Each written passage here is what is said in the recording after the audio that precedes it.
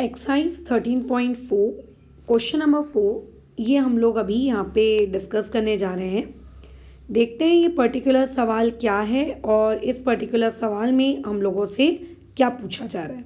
ठीक है, ओके। तो देखो आपसे कह रहा है कि the radius of a spherical balloon, oh my God, मतलब ये जो सवाल है ये एक स्पेरिकल शेप वाली चीज़ के लिए है। ठीक है, मतलब अगर मान के चलो मुझे इस पर्टिकुलर सवाल का गिवन डेटा लिखना पड़ा तो मुझे शेप पता होनी चाहिए ना, या किसी भी प्रकार के फॉर्मूला लगाने से पहले मुझे शेप पता होनी चाहिए। तो हाँ ठीक है, हमको यहाँ शेप पता चल गई है। हम जो भी गिवन डेटा लिखेंगे ये किसके लिए रहेगा, आपके स्फीरिकल बलून के लिए रहेगा। अच्छा ठीक है, कोई दिक्कत नहीं है। अब आगे बढ़ते हैं। बोल रहा है कि इस स्फीरिकल बलून का पहले रेडियस 7 सेंटीमीटर हुआ करता था और अब इसका रेडियस 14 सेंटीमीटर हो गया। मतलब आपने उसको 7 से 14 कर दिया। कैसे मैडम? अरे यार, तुम फुगे में हवा डालोगे तो फुगा तो फूलेगा ही ना, फिर ऐसा थोड़ी ना है कि वो उतने का उतना ही रहेगा फिर। अच्छा ठीक है, तो डेफिनेटली उसका जो नया वाला रेडियस है वो 14 सेंटीमीटर है। मतलब अगर मैं बोलूँ आर ओल्ड तो वो था 7 सेंटीमीटर और जो आर न्यू मेरे पास है दैट इज 14 सेंटीमीटर। अब आगे बोल रहा है कि find the ratio of surface areas of the balloon in the two cases. मतलब आपको जो दो केस दिए गए हैं, इन दो केसेस में दो केस दिए गए, मतलब आपको जो एक पुराना केस दिया है और जो एक नया केस दिया है, इन पर्टिकुलर केसेस में आपको दोनों केसेस का क्या निकालना है, सरफेस एरिया का रेशो निकालना है। तो तुम कहोगे ठीक है मैडम, मैं सरफेस एरिया का रेशो निकाल लेंगे, कोई दिक्कत नहीं है। मतलब सरफेस एरिया ऑफ ओल्ड, ठीक है, अपॉन में अपन क्या लिख लेते हैं, सरफेस एरिया किस चीज़ का, आपके नए वाले बलून का। ये वाला काम हम लोगों को करना है। तो तुरंत एक व्यक्ति जो है वो ये डाउट पूछा कि मैम आपने ओल्ड अपॉन न्यू क्यों किया, आप न्यू अपॉन ओल्ड भी तो कर सकती थी ना। मैंने बोला हाँ बिल्कुल कर सकते थे, लेकिन इस पर्टिकुलर क्वेश्चन में एज सच कुछ मेंशन नहीं किया है कि आपको ओल्ड बाय न्यू करना है कि न्यू बाय ओल्ड करना है। तो इसीलिए क्योंकि 7 सेंटीमीटर पहले लिखा है तो 7 सेंटीमीटर हमने ओल्ड वाले को लिया है, 14 सेंटीमीटर मैंने न्यू वाले को लिया है। तो पहला रेशो दूसरे के साथ, पहला बाय दूसरा, मैंने ये वाला कंसेप्ट लगाया और इस कंसेप्ट के हिसाब से surface area old by surface area new निकालना है।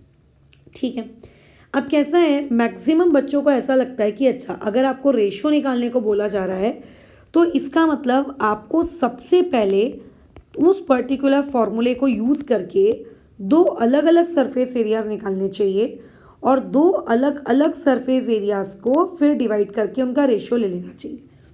ऐसा लगता है मैक्सिमम लोगों को, बट ऐसा कभी ना करें कि पहले आपने अलग अलग सरफेस एरिया कैलकुलेट किया फिर उस पर्टिकुलर सरफेस एरिया को आप रेशो ले रहे हो, ऐसा आप कभी मत करो।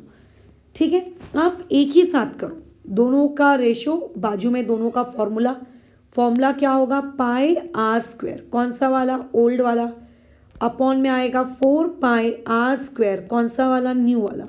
तो देखते ही पता चल गया कि अरे वाह, ऊपर का 4 पाई नीचे का 4 पाई कैंसिल आउट हो गया।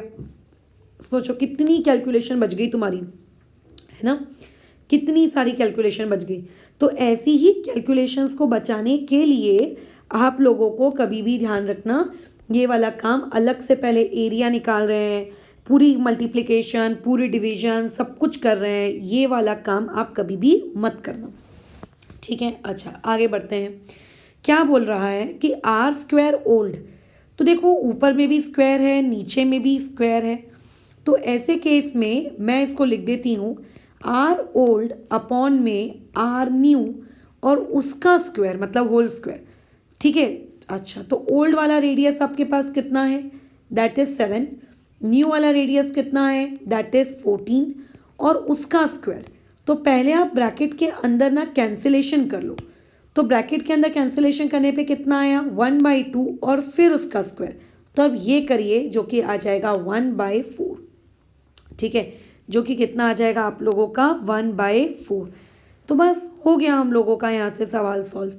यानी कि आपको जो पूछा गया था कि ओल्ड वाला सरफेस एरिया वर्सेस नए वाले सरफेस एरिया का रेशो निकालिए, तो वो हम लोगों ने निकाल लिया। ये लो आ गया हम लोगों का, ख़त्म।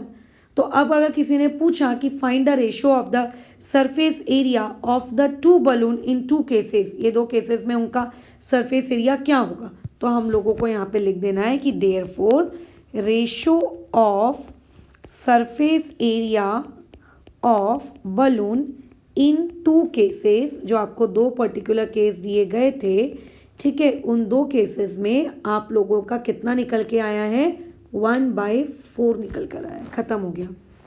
That's all. कितना प्यारा सा था हम लोगों का सवाल, है ना। फिर तो इसी के साथ ये वाला जो डिस्कशन है हम लोगों का, फ़िलहाल हम लोग यहाँ पर रोकते हैं। इसमें ज़रूरी नहीं है आपको सरफेस एरिया का रेशो पूछा जाए, है ना, बराबर याद रखना। ऐसा ज़रूरी नहीं है कि आप लोगों को सरफेस एरिया का पूछा जाए, कल को वॉल्यूम का रेशो भी पूछा जा सकता है। और सिर्फ ज़रूरी नहीं है कि आप लोगों को स्पीयर के लिए पूछा जाए, आपको किसी भी चीज़ के लिए पूछा जा सकता है, किसी भी चीज़ के लिए। तो ऐसे केस में अगर आपको किसी भी चीज़ के लिए पूछ लिया जाए तो हमेशा ऐसा मत करना कि पहले फॉर्मूले के वाया दोनों के अलग अलग कैलकुलेशंस करके पूरा आंसर निकाल रहे हैं, 13 पॉइंट समथिंग, इतना पॉइंट समथिंग वगैरह वगैरह, और उसके बाद फिर जवाब दे रहे हैं कि लो मैडम ये है अपन ना हमारा आंसर।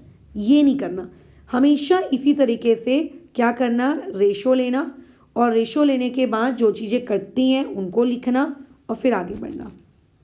ठीक है, बस खत्म। तो आगे कंटिन्यू करते हैं नेक्स्ट सवाल की तरफ नेक्स्ट वाले वीडियो में। फ़िलहाल इस चीज़ को यहाँ रोकते हैं।